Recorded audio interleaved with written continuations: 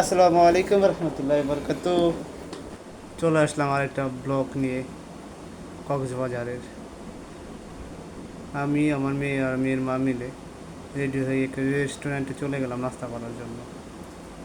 সেখানে যে কী খাবে না খাবে তার মধ্যে আমাদের ছোট্ট আমি জানেন 3 সানগ্লাস দিয়ে তার দুষ্টামি, 3 সানগ্লাসে একলাই পড়তে চায়।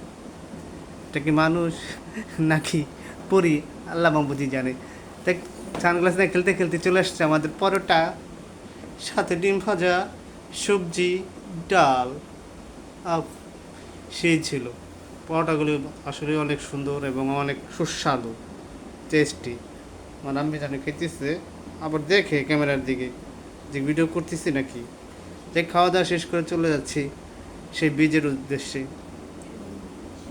রাস্তা, বীজের চারপাশের রাস্তা, গাড়ি, ইজি বাইক, রিক্সা, যাই হোক যানজট ছেলে চলে যাচ্ছি আমরা সেই কাঙ্ক্ষিত জায়গায় আমাদের, আমার মেয়েকে নিয়ে। তার খালি গোসল আর গোসল, গোসল আর গোসল, সে গোসলই খালি করতে চায়, খালি গোসলই করতে, খালি বলে চলো বাবা চলো চলো চলো চলো, আমরা পানিতে যাই, আমরা পানিতে যাই, আমরা পানিতে যাই। আমার মেয়ে বোঝে না যে এটা তো নদী না, এটা সমুদ্র। এখানে গেলে পর যে কোনো সময় টান দিয়ে চলে যেতে পারে, সেটা আর বোঝে না। খালি বলে পাগল হয়ে গেছে গা, চলো কক্সবাজারের পানিতে যাই, পানিতে যাই, পানিতে যাই। তাই আমি বলি, বাবা একটু ধৈর্য ধরো, আমরা চলে যাই, তুমি একটু অপেক্ষা করো, আমরা চলে যাবো, তুমি টেনশন করো না। যাই হোক, আস্তে চলে আসছি সেই কাঙ্ক্ষিত ব্রিজে। দেখ চলে আসলাম সুগন্ধা ব্রিজে। রিক্সা থেকে নেমে তা হাঁটি হাঁটি পাওয়া করে চলে যাচ্ছে, আর সাথে আমার মেয়ে একটা ক্যান নিয়ে এসে খাবে। তার গরম লাগতেছে, গোসলও করতে চায়, সানগ্লাস লাগাইছে। সে আমার এখন চিনিই না, সে পানি দেখে পাগল হয়ে গেছে, পানিতে যাবে, কখন সে পানিতে যাবে, পানিতে যাওয়ার জন্য পাগল হয়ে গেছে। তা যাই হোক, আমরা ধীরে ধীরে ধীরে ধীরে চলে যাই সমুদ্রের পাড়ে। সাথে আর তার মেয়ের মা, আমি ভাবতেছিলাম যে কি করব, ফিহা কি করবে, না পানিতে টান্দে লুয়ে যায়, সেই টেনশনই আসছিলাম, পাগল হয়ে গেছে গা। যাই হোক, মেয়ে আর মেয়ের মা আস্তে আস্তে যাচ্ছে সেই সমুদ্রের পাড়ের। মানুষ, প্রচুর মানুষ। এখন তো শীতকাল আসে না, তার উপর অনেক মানুষ। এখনই মনে হয় যে পুরো সিজন, একটু যে আনসিজন, দেখলে মানুষ দেখলে বোঝাই যায় না এটা যে আনসিজন, মনে হয় যে পুরাই সিজনে চলে আসছে। প্রচুর মানুষ, প্রচুর। যাই হোক, আমার মেয়ে পানিতে যায়, প্রথম প্রথম একটু ভয় পাইছে এত পানি দেখে, একটু যায় আসে যায় আসে। তার মধ্যে ওরা চলে গেল ওই স্পিড বোটে দেখে আমার মেয়ে পাগল হয়ে গেছে, স্পিডে চলবো, ওই স্পিড বোটে চলবো।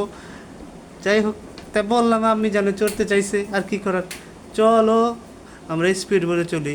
তার মামু আসছে, কয় টাকা কী আশায় বেশি সব জানাত, কিন্তু যা বোঝে সামান কোথায় রাখবো। তারা পাশেই দেখলাম যে লকার বক্স, চলে গেলাম লকার বক্সে। লকার বক্সে সব সামান, জুতা, মোবাইল, মানি ব্যাগ, মেয়ের মার পার্স, পানির বোতলটা, সব কিছু রেখে তারপরে চলে গেলাম। চাবি দিল একটা, ঘন্টায় 60 টাকা। চাবি হারাই গেলে তাদেরকে দিতে হয়, পে করতে হয় 300 টাকা। যাই হোক, হারানোর কোনো ভয় ছিল না, চলে গেলাম সেই স্পিড বোটে চলার জন্য। আমি আর আমার মেয়ে খুব এক্সাইটেড ছিলাম চলার জন্য, সমুদ্রের মাঝখানে যাওয়ার জন্য। কিন্তু একটু যাওয়ার পরে গাড়ি গেল নষ্ট হইয়া, স্পিড বোট নষ্ট, চলো না তো চলে না, চলেই তো চলেই না, পরে কী করার। আবার নেমে গেলাম, তারা মেকানিকটাকে নিয়ে কী গত্যাগতি করলো, গতাগতি করে পরে চালু করলো। চালু করার পর চলে গেলাম, লেটস গো সমুদ্রের মাঝে। আমি আর আমার মেয়ে, মেয়ের মায়েরে নিয়ে নিই, বেশি তো ওর ওয়েট বেশি, তো ওই জন্য নিয়ে রেখে গেছি। আমি আর আমার মেয়ে চলে গেছি গে, 2টা ঘূর্ণা দিল। ও শান্তি, একটু দেখেন কি সুন্দর দৃশ্য। স্পিড বোট থেকে নেমে চলে গেলাম গোসল করার জন্য। আমি আর আমার মেয়ে গোসল করলাম, অনেক মজ মস্তি, অনেক আনন্দ, সেই সাথ। গোসল করে কী যে তৃপ্তি, কী যে শান্তি, আহ, এত সুন্দর পানি, এত পানি, তার মাঝে গোসল করা, উফ, আর এত বড় বড় ঢেউ, সত্যি অসাধারণ ছিল।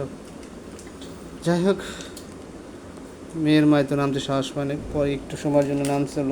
দেখ, পরে আবার দেখা হবে নেক্সট ভিডিওতে। সবাই ভালো থাকবেন, সুস্থ থাকবেন, খোদা হাফেজ।